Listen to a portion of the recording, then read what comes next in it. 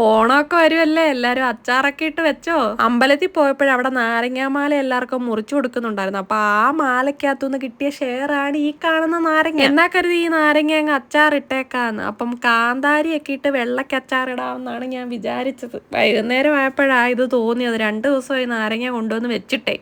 പിന്നെ കാന്താരി കുറേയൊക്കെ അങ്ങ് പഴുത്ത് നിൽക്കുമായിരുന്നു. അതൊക്കെ കുറച്ച് പിച്ചി എടുത്ത് പിന്നെ കറിവേപ്പിലയും കൂടെ പിച്ചി. വീട്ടിൽ പൊതുവേ അങ്ങനെ അച്ചാറിട്ട് വെക്കാറില്ല. ഇട്ട് വെച്ച് കഴിഞ്ഞാൽ മനസ്സറിയാതെ എപ്പോഴും എടുത്ത് കഴിക്കണമെന്ന് തോന്നും. അതുകൊണ്ടാണ് ഇട്ട് വെക്കാത്ത.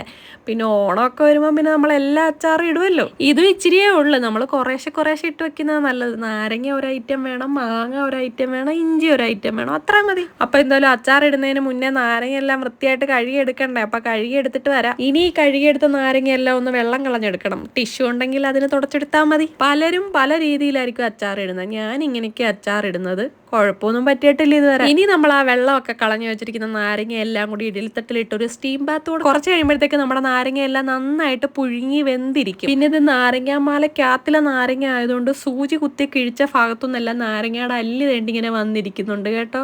അത് കാര്യമാക്കണ്ട. ഇനി ഇത് വേണമെന്നുണ്ടെങ്കിൽ ഇങ്ങനെ പീസസ് ആക്കി എടുക്കാം. മുഴുവനും അച്ചാർ ഇടണമെങ്കിൽ അങ്ങനെ എടുക്കാം. എന്നിട്ട് ഉപ്പ് വരട്ടി കുറച്ച് നേരം മാറ്റി അങ്ങ് വെക്കാം. ആ സമയത്തേക്ക് നമ്മൾ ചീനിച്ചട്ടി ചൂടാകുമ്പോൾ കടുക് പൊട്ടിക്കാം, ഇച്ചിരി ഉലുവ, ലേശം ജീരകം, പിന്നെ കാന്താരി. ആ പുറകെ തന്നെ ഇഞ്ചിയും വെളുത്തുള്ളിയും കൂടി ഇട്ട് കൊടുക്കുക. ഇതൊന്ന് ഇളക്കിയ സമയത്ത് എന്റെ പിന്നെ വൻ പൊട്ടിത്തെറിയായിരുന്നു. ജസ്റ്റ് മിസ്, അല്ല കണ്ണി വന്നടിച്ചേനെ കാന്താരി. ഞാൻ കുറച്ച് വെച്ചിരുന്നു, എന്നിട്ടും ഇതെങ്ങനെ പൊട്ടിത്തെറിച്ചെന്ന് എനിക്ക് മനസ്സിലാവാം. ഞാൻ എന്തെങ്കിലും ആവട്ടെ. പിന്നെ നമുക്ക് മഞ്ഞപ്പൊടി ചേർത്ത് കൊടുക്കാം. പിന്നെ നമ്മൾ അരിഞ്ഞു വെച്ചിരിക്കുന്ന നാരങ്ങ ഇട്ട് കൊടുക്കാം. പിന്നെ ഈ മഞ്ഞപ്പൊടി വിരളാനായിട്ട് നാരങ്ങയ്ക്ക് നോവാതൊന്ന് മിക്സ് ചെയ്തെടുക്കണം. പിന്നെ ഒരു നുള്ള കായം, ലേശം ശർക്കര, പിന്നെ ആവശ്യത്തിന് വിനാഗിരി. ഇതെല്ലാം കൂടെ ഒന്ന് മിക്സായി തിളച്ച് വരുമ്പോഴത്തേക്ക് അച്ചാർ റെഡിയാവും. ലാസ്റ്റ് നോക്കിയപ്പോൾ ഉപ്പ് ഇച്ചിരി കുറവായിരുന്നു. അപ്പോൾ ഇച്ചിരി ഉപ്പിട്ട് ഇട്ടു. എന്നിട്ട് ചൂടാറി കഴിയുമ്പോൾ ഇതുപോലെ ഒരു പാത്രത്തിനകത്താക്കി അടച്ചു വെക്കുക. ഒരാഴ്ചയെങ്കിലും അങ്ങനെ വെച്ചേക്കണം. എന്നിട്ടേ എടുക്കാവൂ. നമുക്കിത് ഓണത്തിനേക്ക് മതി. അപ്പം അത്രേ ഉള്ളൂ.